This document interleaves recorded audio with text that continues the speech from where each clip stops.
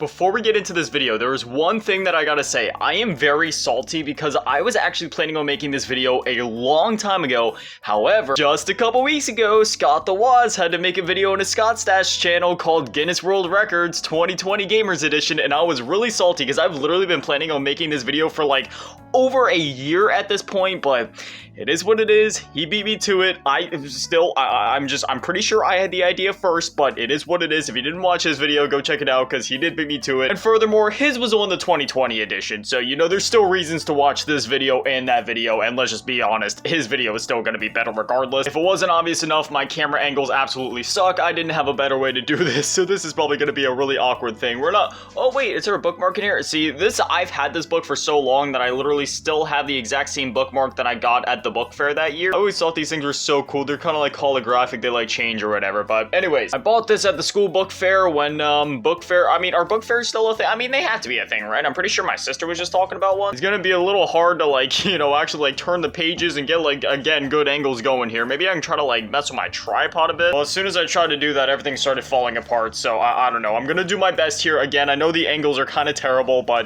just work with me. Now, we're not gonna be able to go through the entire thing in depth because, you know, the one Scott the Waz did, it was a bit more reasonable, but this is like an entire, like, whatever you want to call, like, there's a lot to this. This is like the 2012 Gamer's Bible. But at the very least, you know, we'll kind of just casually flip through this thing together. I'll point out the things I find interesting, and yeah, we'll just kind of go from there. We got the contents right here. Man, look at all this. We got, like, the introduction parts, the racing games, hardware, party games, shooting games. Ooh, party games. You can already see the Connect stuff right there. Like, that's the era that this was. Action-adventure, sports games, fighting games, strategy and simulation, puzzle games, instant gaming. Wait, what's instant gaming? Critical Donkey Kong, classic arcade, modern arcade, alternate reality games, role-playing games, MMO games, top 50 game endings. Yeah, see, there's a lot to this thing. So again, we're gonna, like, we'll flip through every page together, but we're not necessarily gonna be reading, like, every single thing. Maybe if I see some interesting awards or something like that, I'll kind of point it out. Man, you can see some of the cosplay stuff up here. Best known among pro gamers, her tag of Kayani Marie Laure Narinder from France became the first woman to win a pro Street Fighter event at the Evolution Championship Series 2010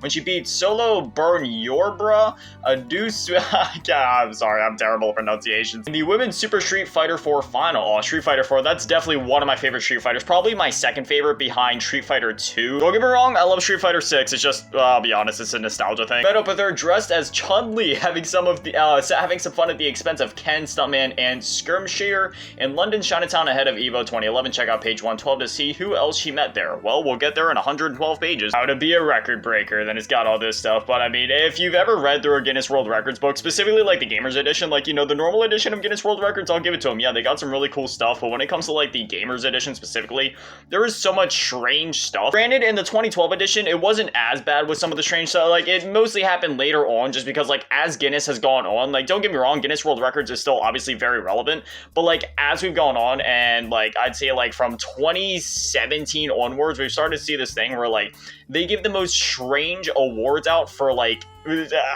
just anything. For example, they'll have one where it's like first Mario game to feature Mario without a hat for the longest amount of time. Like, it's really strange and bizarre kind of stuff like that. The Gamers Awards, the Shock and Awe Award for most Master Shock. Okay, well, here you see, even in 2012, they got stuff like this. For Call of Duty Modern Warfare 3, the campaign portion of Modern Warfare 3 for their builds. Okay, it goes through all that. And apparently the runner-up was Battlefield 3, which, yeah, there was a lot of mass destruction in that one. I do remember that. But, yeah, Modern Warfare 3, yeah, that's the one where there was literally the opening level was like a whole city falling, and just, you know, that was the one with Makarov, obviously, as like the main central protagonist. So of course MW3 won that one. The Hot Stuff Award for Best Dragons went to Skyrim, though the runner-up was Dragon Age 2. Dragon Age is a super underrated series from BioWare. Absolutely love Dragon Age. The How Do You Do That award for the most difficult game going to Legend of Zelda Ocarina of Time 3D, and then the runner-up was Dark Souls. How was the runner-up Dark Souls? That's like that's the meme. If anything, the winner should have been Dark Souls, and then they could have said that the runner-up was Ocarina of Time, and Ocarina of Time was like the Dark Souls of Legend of Zelda games. The Bwahahaha award for the most utterly evil supervillains. Batman Arkham City with Marvel vs. Capcom 3 on the runner-up.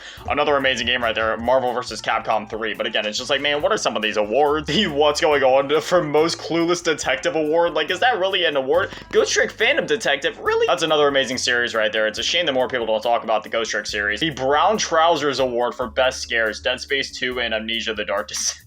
The Brown Trousers. I'm just gonna flip the page. That's right, Portal 2 for the PS3. That's when Valve made the commitment in saying that, like, hey, Portal 2, it's gonna be running the best on PS3. I always thought the console wars were pretty silly, right? Like, Xbox 360 versus PS3, PS2 versus Xbox, Xbox One versus PS4. Like, in my opinion, the games are so similar. Like, obviously, they're part of the same generation for a reason. It's because the hardware is comparable, and like, most of the times when it comes to these comparisons, except for some very niche examples, like if you look at Bayonetta on the Xbox 360 versus PS3, yeah, it's, oh man, the PlayStation Vita, one of my favorite handhelds of all time. It's a shame that Sony let that thing die. And funnily, well, not even funnily enough, but just like ironically enough, like a decade later, they're doing the same thing with PSVR 2, where it came out, it didn't exactly meet their sales expectations, and now they're already letting that VR helmet die, or a headset die, even though it literally just came out last year. Granted, I don't think PSVR 2 is gonna die the same, like, dreadful death that the PS Vita did, because, like, the PS Vita in itself, it's an amazing handheld. You know, I still play mine to this day, absolutely love that handheld. It's just Sony neglected it. I don't think they're necessarily going to do the same thing with PSVR 2, but it does seem like they're kind of backing off support at the very least. So, you know, it is really sad to see that, because it is a great headset. Granted, I don't really do a whole lot of VR playing just because, you know, I'm very, my gut's very weak, so I could never. But, you know, at the same time, like, from the things that I've watched and the things that I've seen, yeah, it's a solid headset, especially with like stuff with like RE4 VR. Like, yeah, that's awesome. RE4 Remake VR, sorry, I should have specified, because, you know, you have the original RE4 VR for like the Meta Quest, and you have the RE4 Remake VR for PSVR 2. Oh man, we got the original 3DS right there before, you know, the new 3D. Yeah, this actually would have been way before the new 3DS came out. So yeah, we didn't have like the little pencil eraser nub right there. Most times when I'm playing 3DS nowadays, I actually play on my 2DS. I don't know why. It's very reminiscent of like a Game Boy, I guess. So I guess that's just kind of why I gravitate towards it. There's nothing wrong with, you know, any of the 3DS models. It's just, you know, the 2DS is the one that I've reached for, I guess. Street Fighter 4 3D edition, still one of my favorite ways to play Street Fighter 4. Normally I either play it on my 360 or PS3, but I will say the 3DS is a really cool way to play that game. Pokemon Black and White, 3DS minigames, Street Pass Quest, oh my gosh, I remember that. Best of Mobile, what was happening in mobile this year? Oh yeah, we had stuff like Infinity Blade, man, that game was awesome. And it's funny because they were actually just talking about this like last week, I want to say, about that game finally being ported to PC, not officially by any means, but like through like emulation and just, you know, all that kind of fun stuff. So I'm definitely gonna be checking that one out, because I used to love the Infinity Blade games back in the day on the App Store. They got the Xperia Play right here. I always thought this thing was interesting, right? Because it's obviously like very reminiscent of like a PSP Go, which the PSP Go in itself is always a very interesting system. Out of the whole PSP lineup, I must say the PSP 3000 is my absolute favorite, and that's the one that I play the most, though the PSP Go, it's pretty cool. One of the things I loved about the PSP was like the whole PSP Minis line, where we saw a lot of, like, there were some games that were releasing for like iOS or Android at the time that made their way to like the PSP Minis thing. Like, for example, I think of like the Nova games, which are essentially like, they were games developed and published by Gameloft, which were supposed to be like Halo type games, I guess you could say, for mobile. And yeah, I actually still have that on my PSP to this day. They had that and the Modern Combat series, which, oh, we were just talking about the console wars there, which, oh wow, I actually just realized I cut myself off when we were talking about that. I'll go back, I'll finish my thoughts on that in a minute. But yeah, they had that, and then like the Modern Combat games, which ironically enough, I actually have Modern Combat 5 on my Switch. I picked it up for like $2 when it was on sale. Some people don't go Gameloft, but I always loved Gameloft because I spent a lot of time on the App Store buying games, trying games. They had a lot of demos back in the day, but they made a lot of licensed games that I always enjoyed, like the Dark Knight Rises game, the Amazing Spider-Man game, and a bunch of that other stuff. I always thought the Gameloft games were cool. But yeah, even when I was a kid, I never engaged in the console wars just because I was like, man, who cares? They play the same stuff. And plus I was kind of biased because my parents were divorced, and my mom's house had a 360 and my dad's house had a PS3, and I loved both consoles equally. They were both amazing in their own ways, and in their own ways, I mean, there's barely even a difference, right? Like, sure, I mean, on an exclusives front, sure, exclusives is a whole other conversation, but that's not even the conversation that most people were having back in the day. Back in the day, in school, everybody was like, well, yeah, mine plays at like higher, better graphic settings, even though nobody actually understood like resolutions and frame rates. Well, you know, at least when it came to like the majority of people, some people were just like, hey,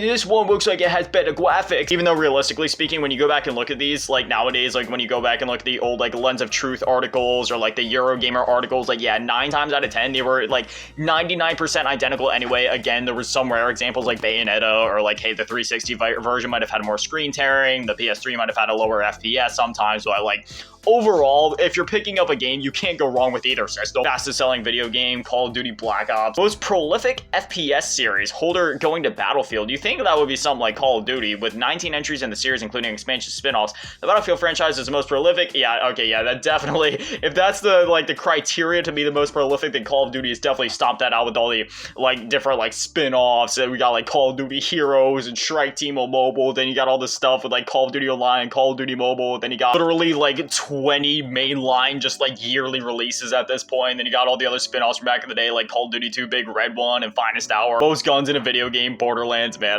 Borderlands 1 is just super duper nostalgic for me. Don't get me wrong, I absolutely adore all of the Borderlands games, like Borderlands 2, 3, pre-sequel, the Tales from the Borderlands games. Like, I just love the Borderlands universe, but it's just, you know, when it comes to like nostalgia factor, I have so much nostalgia for the first game. Most character customization options in a shooting game, Brink. Brink is one that was like super underrated and is still super underrated to this day. In fact, it's free to play on Steam. Such an amazing game, whether you're playing multiplayer, which I don't even know if people still play the game multiplayer nowadays, but there was like a full campaign you could play with like 2 different sides. You could either save the arc or escape the arc, and that was just, it was always super cool. It doesn't take too long to beat, but it's definitely worth playing through, especially since it's free to play on PC. Most critically acclaimed PSP shooter, Siphon Filter Dark Mirror. Doesn't surprise me, that game's amazing. First game to feature rocket sledding. Holder goes to Vanquish. Man, if it was 4 years later or 3 years later, that could have went to like Titanfall. Vanquish was super cool though, just a super stylish game. Like, it's one of those like 7th gen games. You know what, like when you see a 7th gen game, you know it, and it's just over the top, bombastic, flashy graphical effects. It's just, Vanquish is so amazing. Longest running PlayStation franchise, Twisted Metal. Yeah, you might want to update this one, Chief. First cover-based shooter goes to Killswitch in 2003. Sorry, Gears of War, they beat you to it. Got some 2D shooters, Radiant Silvergun, amazing game. Geometry Wars, yeah, that's what I'm talking about, baby. Most popular game is Team Fortress 2. Wow, yeah, that's definitely changed, because now that would go to technically like, what, PUBG was the most popular, followed up by Palworld. Rail shooters, man, every time I think rail shooters, I just think back to the Wii and all the amazing ones on there, like Sin and Punishment, like the Resident Evil Chronicles games on the Wii. The Wii was just like a haven for just amazing rail shooters. Fastest pre-ordered Xbox 360 title, Gears of War 3, doesn't surprise me. That game was absolutely amazing. Sports games, I mean, you know, when it comes to sports games, I still play NBA Jam to this day. I love NBA Jam on the SNES, and I also actually, my mom just picked up the NBA Jam released on Xbox 360 back in the day, so me and her were actually just playing that last weekend. So yeah, when it comes to sports games, like those are the ones that I kind of gravitate towards. Don't get me, I don't have anything against these more realistic ones. Like sometimes, hey, you know, I'll try out like the new Madden if it's on Game Pass, but you know, it's not something I'll go out of my way to like necessarily buy unless it's like a cheaper one from a previous generation where it's like, hey, it's part of a bigger lot or it's on sale for like $2, so why not? I'm the type of guy as a video game collector where it's like, I'll buy just about anything. It doesn't matter if the price is a little up there or if it's, you know, super cheap or whatever. Just, you know, if it looks like something I'll play, not even just something I'll play, it's just like, hey man, if I look at it, I'll probably pick it up. You know, I'm the type of guy, I'm down to try literally anything. Doesn't matter if it's a sports game, doesn't matter if it's like Nintendogs, doesn't matter if it's a first-person shooter, doesn't matter if it's a racing game. Speaking of racing game, Forza Motorsport 4. Most critically acclaimed Xbox 360 racing game, Forza Motorsport 3. Speaking of racing games during that generation, Split Second is a super underrated one that more people need to check out. Yeah, I'm down to try literally anything, you know, like I always document like what games I've been playing, and it's always such a wide variety. Oh yes, the Trials games, always love the Trials games. I still have Trials HD and Evolution downloaded on my 360 to this day. I've kept up with the series, you know, playing through like Fusion and Rising and all that, and yeah, the series never disappoints. It's always a ton of fun. Longest wheelie on Burnout Paradise, yeah, that's awesome. But sometimes I'll be playing stuff on Atari, other days I'll be on the Wii, other days I'll be on the Wii U, the Switch, or the PlayStation, or I'll be playing something from the Game Gear days. Like, I'm always just all over the place, you know, maybe even TurboGrafx 16. It doesn't matter what the game is, who it was made by, when it was made. It literally, if it's a video game, I will give it a shot, I will play it. And I'm the type of guy where if I start something, I can't just stop it, because then that just feels like, wait, you know, like the whole sunken time fallacy thing or whatever it's called. So I'm the type of guy where it's like, hey, I'll try anything, but also once I start something, I'm not going to stop until it's finished. So yeah, it's just, there's so many times where it's like, hey, I'm going to try out this game. Next thing you know, like the next day, I'm like, oh, well, now I'm rolling the credits. That was fun. What's the saying? Variety is the spice of life. Oh boy, we're getting into the whole Avatar me era thing here. It's crazy looking back just how hard they were pushing this whole Kinect thing. Like, it truly was a different time. Kinect Sports being made by Rare. Yeah, man, Microsoft bought up Rare, and the next thing you know, they're making like a Kinect Sports game. I mean, I know the acquisition happened years before this, but it's just crazy. They went from making games like Donkey Kong Country and GoldenEye to Kinect Sports. Nothing against Kinect Sports though. I remember playing that with my buddy back in the day. We actually had a lot of fun with that one. Wii Fit, oh man, yeah, that was one of those games where I was like, hey man, I'm gonna buy this, I'm gonna start working out. Next thing you know, like the Wii Fit and Wii Sports thing, it was almost like a gateway drug in a sense, to where like you buy that or you see like older folks buying it. Next thing you know, like a week later, you know, they already dropped their workout routines. They're like, yeah, you know, try Wii Fit for a week, and then it's just, yeah, a week later, then they're playing like new Super Mario Bros. And Mario Kart Wii and stuff like that. It's just like, oh, working out, oh, I don't know nothing about that. I'm working out my thumbs now. Most people exercising to a video game, it was to get fit with Mel B. Wow. Augmented reality, yeah, it's crazy how we kind of evolved from like the whole AR thing up to like VR, because I remember somebody asked me on the App Store, back in the day where I was like, you know, try this AR thing. Like I remember the one when the Amazing Spider-Man movie was coming out, like the reboot one, you know, they had that whole thing. Oh, rhythm instrument games, yeah, guitar, man. These really need to come back, like Guitar Hero, Rock Band. But I remember when like the Amazing Spider-Man reboot movies were coming out and they had like the whole AR thing you can do. They had some like cool thing where you get, I honestly can't even remember what it was exactly, but it was like some sort of AR app. I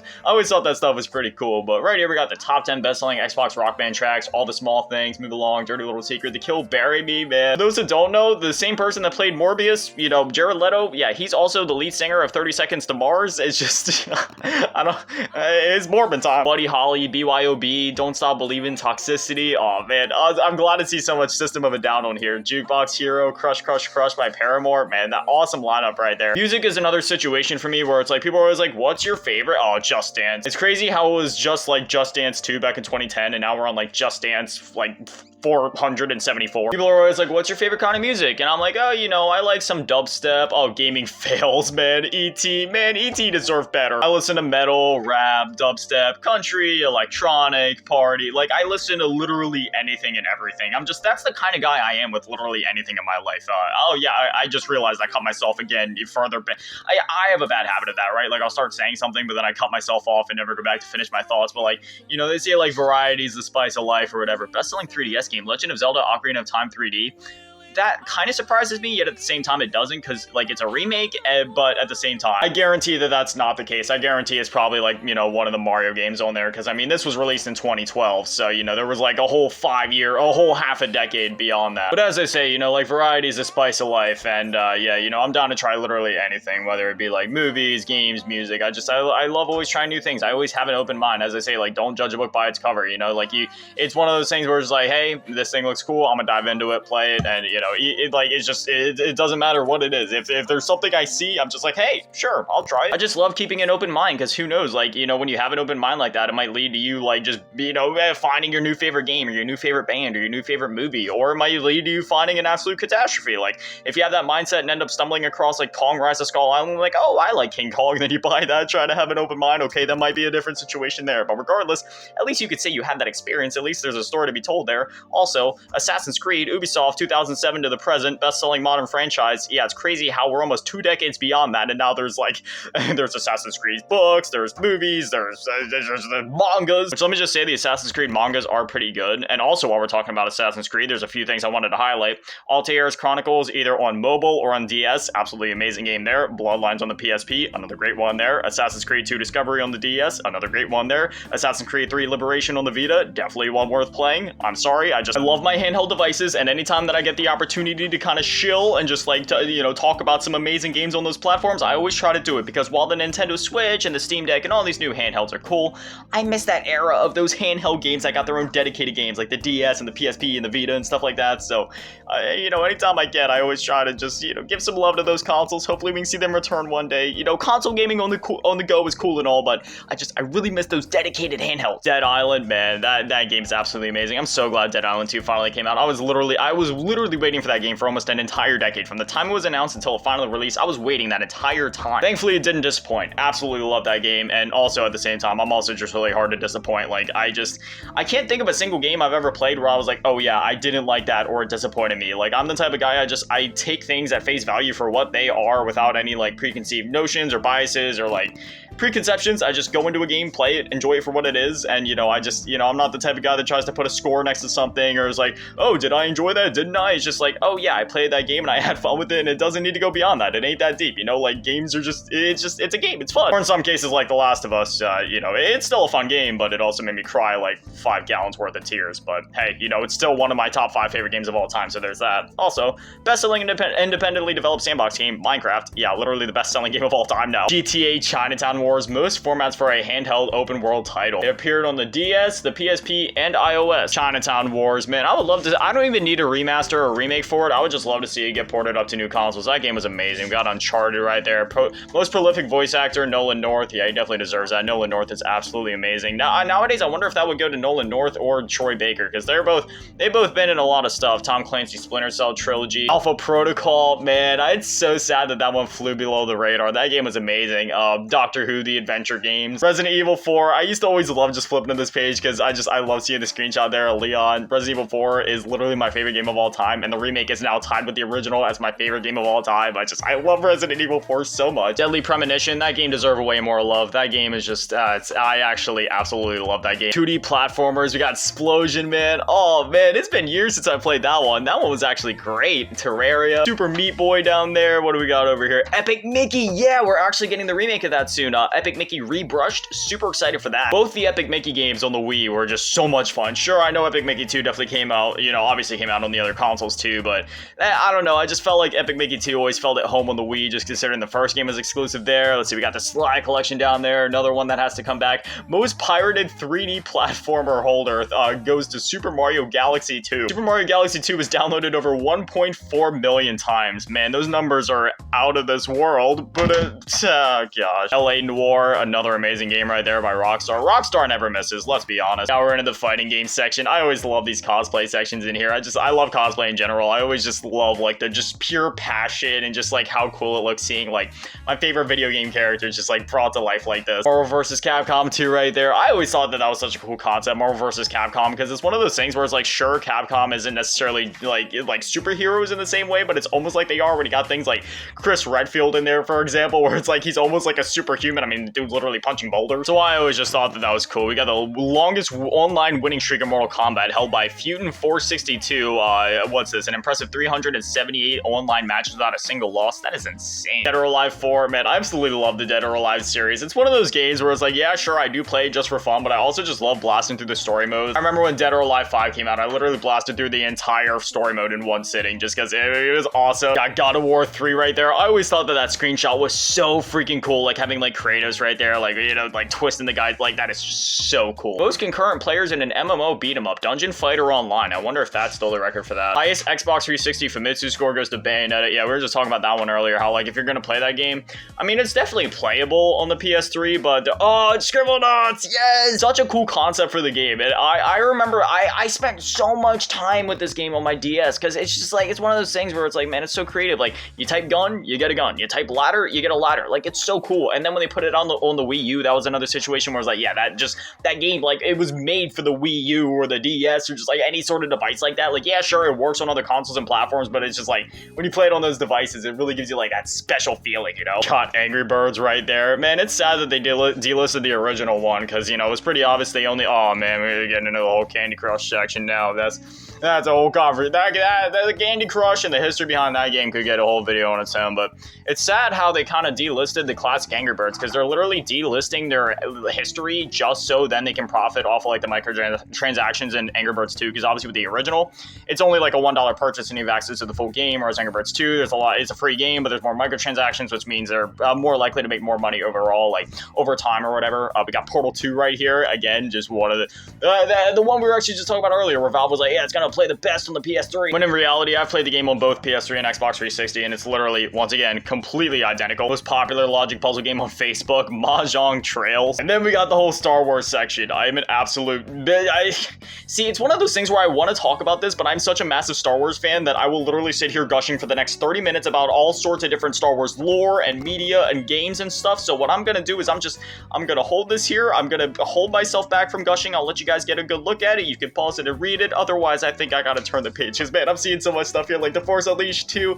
Man, I'll never, like, oh, okay, you know, I can't help it. Here we go. The Force Unleashed 2. Speaking of The Force Unleashed, can we ever get a Force Unleashed 3? Maybe just like, you know, re-release the games in like a cool combo pack just so more people can experience them or something. It's like, man, let me tell you, but by the time that we got to the end of The Force Unleashed 2 with that final battle, yeah, I don't want to spoil it just in case anybody hasn't played it, but I will just say, like, the final battle in that game with the QTEs and all the action, oh my gosh, it still gives me chills anytime I replay that game to this day. Republic Commando, such a cool concept for a game. Rogue Squadron, oh man, it's so cool to me that like Rogue Squadron kind of got to live on through like Star Wars Squadrons in a way. I remember waiting years and I was unsure if we were ever going to get another game like that, but then when they announced Star Wars Squadron, I was like, oh yes, because the closest thing we had that obviously would have been like the flight sections in the Battlefront games, especially like Battlefront 2, which thankfully that game's still alive to this day. The flight stuff was pretty cool in that game, but yeah, Star Wars Squadrons was super excited when that finally released, and yeah, man, just it definitely felt like a nice homage to those classic like Rogue Squadron games right there. But yeah, there's like so much I could go on about here. Lego Star Wars: The Complete Saga, Knights of the Old Republic, and thankfully they literally just announced that the development for Knights of the Old Republic, the remake, will be resuming or will be like picking up or continuing or whatever, which is amazing because obviously it was like unsure if it was getting canceled for a while, but thankfully it's sticking around. And again, like a Star Wars Complete Saga, I mean, there's so much I could say about that. I played that game on literally any platform it was released for. PC, mobile, PS3, Xbox 360, Wii, DS. If there was a way to play that game, I made sure I played it and got the achievements or completion or whatever on any platform that I could. I love that game. We're into the role-playing games, largest competitive Pokemon video game family. Pokemon Bread and Greed are the best-selling handheld RPGs. I wonder what that would be nowadays. I wonder if Gen 1 is still the best-selling one, but then we got like a fastest-selling DS game, Black and White. Actually, now that I think of it, I bet one of the ones on the Switch would be, just because, I mean, it's the Nintendo Switch. Longest development time for an RPG, Diablo 3, what was that? Has been in development for 10 years and counting. I bet that that's definitely gone up since then, but then we got stuff, best-selling Wii RPG holder, Monster Hunter Tri, and then that ended up getting re-released for the 3DS and Wii U simultaneously with Monster Hunter 3 Ultimate, which I always thought that was so cool, how like you could like take your save from the 3DS and then put it on the Wii U and just go back and like, it was so cool. Most prolific role-playing game series, Final Fantasy, most endings in a Japanese RPG, Chrono Trigger DS, largest Xbox 360 game, Lost Odyssey, another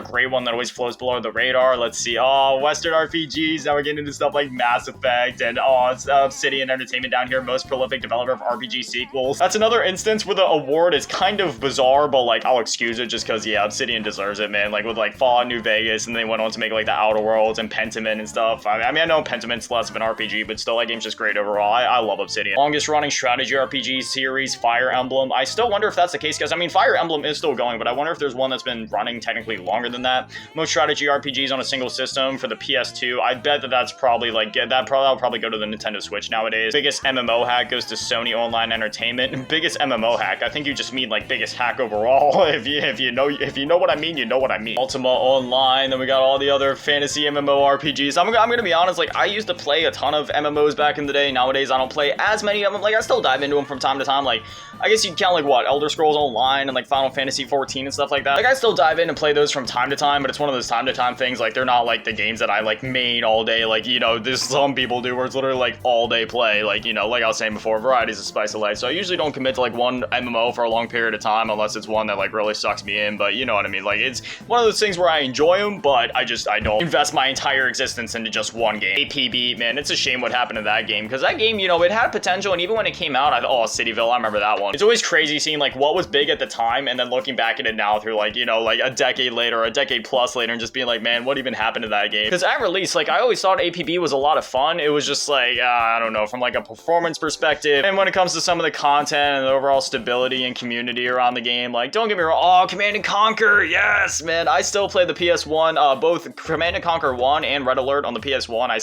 Both of those, I play those all the time to this day. I love going back to those games. Most deaths in a simulation game, DEF CON. How many deaths are we looking at here? In DEF CON, the player can cause the virtual deaths of billions of people through the use of nuclear weapons. First street cleaning simulator, holder goes to street cleaning simulator. Like, this is what I'm talking about, man. Anybody could get this award with like how Steam is and the eShop nowadays. Life simulators, fastest growing online pet sim, Moshi Monsters. I had a Moshi Monster. Most critically acclaimed life sim, The Sims. I mean, of course. And we have the instant gaming, largest Pac-Man video game, the world's biggest Pac-Man. Donkey Kong, largest Donkey Kong high score competition. The Kong Off, highest score on Donkey Kong. What was the score? The previous record of 1,064,500 points was set by Weeby on August 30th, 2010, while Mitchell's best score is the 1,062,800 points he recorded on July 31st, 2010. Yeah, it's a whole situation there. There's always a lot of controversy with like the whole Billy Mitchell thing. We're not even gonna talk about, I don't know. I honestly don't even care. The way I see it, the universe works in funny ways, and whoever deserves a certain outcome will get their outcome. So if like somebody is legit or isn't legit, they'll get what they deserve at one point or another. They'll be exposed at one point or another, or they won't be. If they deserve to be exposed, they will be. If they don't deserve to be exposed, then they never will be. That's how the universe works. Things always kind of work out that way, which is why I live by the motto that you should always be like 110% honest and true, not only with everybody else, but also with yourself. You know, I'm the type of guy, I literally never lie about anything. I can't lie. I'm physically like incapable of lying. It's just something with me like morally on the inside. It literally eats away at me anytime that I even try to lie. So I don't. And that goes beyond lying. I'm just like, even just doing like wrong or cruel acts towards other people or just like mean stuff in general. I just don't have it in me to really do stuff like that. You know what I mean? Like maybe it's just because I've been through a lot in my life. Oh, well, we got the top 50 game endings here. I'm not going to read too much of the stuff just because I don't want to, there might be like spoilers for some of the stuff here. So I don't want to read through it, but you know, you can just kind of see some of the stuff there. But it's one of those things where it's just like, I'm the type of guy where like, you know, I know how it feels to have stuff done to me, so I can't do it to other people, because it's one of those things where it's like, if I do something bad, I'm gonna be thinking about it and genuinely feeling bad about it, and it'll literally like keep me up at night. So, you know, I always do the best by not just myself, but also by everybody else as possible. We got the scoreboards here, and then yeah, this just kind of goes on, do like a whole lot of stuff here, not a whole lot of pictures to look at here, just, you know, whole lot of numbers and stuff like that. Splatterhouse, man, that's a classic. But with that, it seems like we are just about maybe at the end of it. Oh wait, no, we have one more thing. So we got the scoreboards and we got the esports league tables, StarCraft, Call of Duty Modern Warfare 2, and bunch of other stuff here, Street Fighter, Marvel vs. Capcom, Mortal Kombat, Halo Reach, and yeah, I just got like the leaderboards for some of the players there. It's funny, because nowadays if you try to look at those same leaderboards, most of those are like hacked into oblivion. Then at the end we got the index, and I'm pretty sure that that is the end of the Guinness World Records 2012 Gamers Edition. Like I said, I've had this idea for over a year, but then like Scott the Woz kind of beat me to it in his Scott Stash video where he went through the 2021, but I was like, hey, it is what it is. I mean, you know, it's one of those things where this is a different edition after all, and I've had this idea for so long that it's like, hey, why scrap it? If I want to do it, I might as well just go for it and do it. Anyways, I hope you guys enjoyed, and if you want more videos like this, then just let me know, because I had a lot of fun making this, and I'd totally be down to make more. But anyway, as always, massive shout out, thank you to all the Patrons and channel members, thank you to all in the low baller tier, and big shout out, thank you to all in the mid baller tier, Melalosky and be dad, Manny, the biggest shout out, thank you to all in the G tier, run events, and the cheese girl. Thank you guys so much, guys. They're literal legends. I love you. Thank you guys for watching. Have an amazing day. Stay beautiful. I love you all. Peace. You can tell this is from 2012. They literally had Nom Nom from Cut the Rope on the front cover.